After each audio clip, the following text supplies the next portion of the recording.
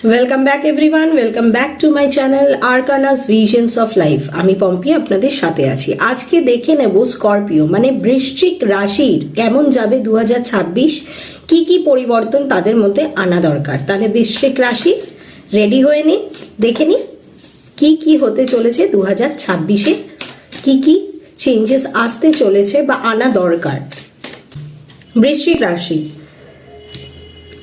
7 of ফোর্সের card আছে। এটা মানে ব্যালেন্স মানে নিজের ক্ষেত্রে অনেক কিছু আপনি ব্যালেন্স করে উঠতে পারছেন না, ডিসব্যালেন্সড হয়ে যাচ্ছেন। কিছু কিছু জায়গায় গিয়ে যখন নিজের ওপরে জিনিসটা আসছে তখন আপনি বুঝতে পারছেন না কোন পথটা নেওয়া দরকার, কোনটা ঠিক বা কোনটা ভুল। কিছু লিগ্যাল ম্যাটার্স, কিছু পেপার সিগনেচার, কিছু কন্ট্রাকচুয়াল সিগনেচার, কোনো লিগ্যাল ওয়ার্ক যদি আপনাদের পেন্টিং পড়ে থাকে সেটা কিন্তু সলভ আউট হবে। গভর্নমেন্ট রিলেটেড কোনো কাজ যদি আপনাদের থেকে থাকে সেটা কিন্তু সলভ আউট হবে। মোর ওভার বি ভেরি কেয়ারফুল। এখানে ব্যালেন্স মানে হলো কোনো লিটিগেশন, কোনো বদনামি বা কোনো কোর্ট ক্যাচারির মধ্যে কিন্তু আপনারা পড়তে পারেন। এই কার্ডটা মানেই হচ্ছে পরিষ্কারভাবে যেটা ডিভাইন আপনাদেরকে বলতে চাইছে, 2026-এ নিজেকে খুব সামলে রাখবেন। যখনই কোনো কিছু সাইন করছেন বা সিগনেচার করছেন ভালো করে পড়ে নিয়ে সেটা ভালো করে বুঝে দরকার হলে কারোর সঙ্গে কনসাল্ট করে নিয়ে তবে কিন্তু কোনো পেপার সিগনেচার করবেন। কোনো ধরনের ফাঁদে কিন্তু আপনি পড়তে পারেন। অযথা দুম করে বিশ্বাস করে, অন্ধবিশ্বাস করে কোনো কিছু সিগনেচার করবেন না। নিজেকে সেফ রাখবেন। কোনো লিটিগেশনের মধ্যে ইনভলভ হওয়ার কিন্তু আমি চান্সেস দেখছি। কোর্ট, পুলিশ এই ধরনের কোনো কিছুর মধ্যে কিন্তু ইনভলভ হওয়ার চান্সেস দেখছি।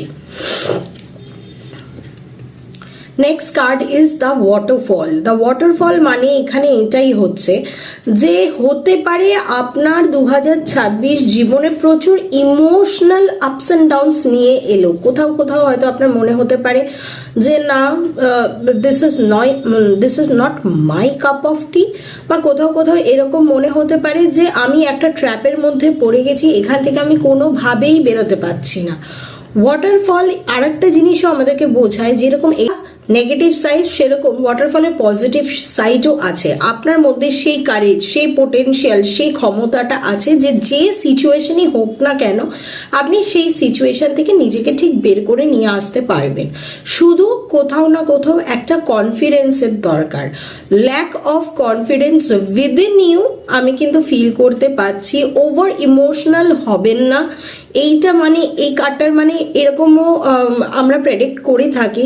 কিছু কিছু সিনারিও বা সিচুয়েশন বা জীবনে এরকম কোনো চ্যালেঞ্জেস হয়তো 2026-এ আপনাদেরকে ফেস করতে হতে পারে, যার জন্য আপনারা একদমই প্রিপেয়ার ছিলেন না, এবং যখন সেই সিচুয়েশনে আপনারা পড়েছেন হুট করে ওভার ইমোশনাল হয়ে ডিসিশন নিতে ভুল হয়েছে। তার থেকেও তার উপরিয়ন্ত এটাও হতে পারে যে অ্যাট টাইমস এমন কোনো সিচুয়েশন এলো যেখানে আপনি নিজের আবেগটাকে ধরে রাখতে পারলেন না, বা নিজের মধ্যেই একটা কোথাও একটা ডিপ্রেশন, অ্যাংজাইটি কাজ করা শুরু করলো, যার ফলে কিছু ভুলভাল সিদ্ধান্ত নিয়ে ফেললেন।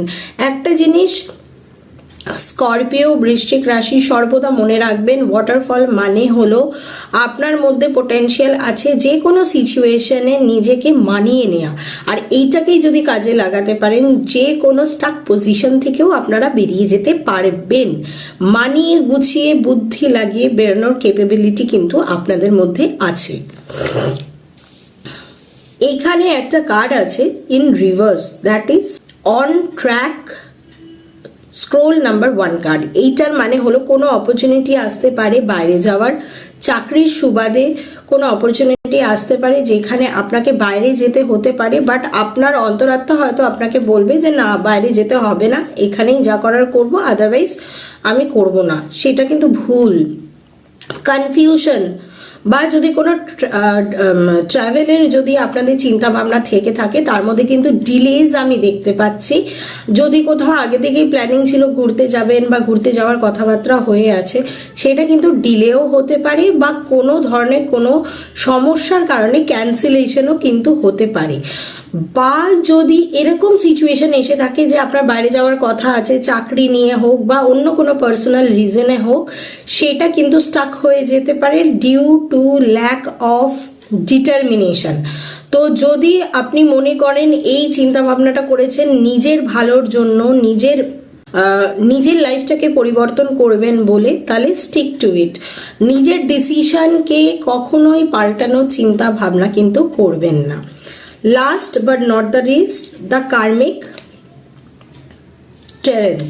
দ্য কার্মিক টেরেন্স মানেই হলো 2026টা আপনার লাইফে, এটা কার্ড নাম্বার 4 অফ স্ক্রোলস।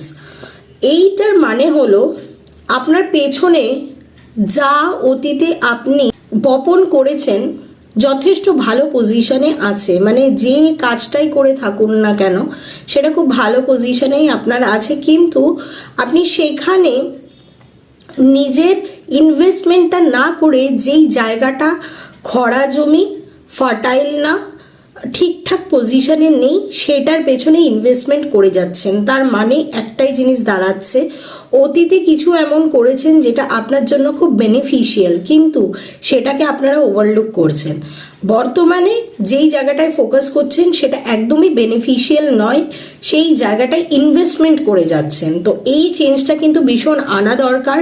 কোথায় ইনভেস্ট করলে আপনি ভালো কোনো রেজাল্ট পাবেন সেটা কিন্তু ভেবে চিনতে 2026 কিন্তু রুলিং নাম্বার 1, মানে সূর্যের বছর।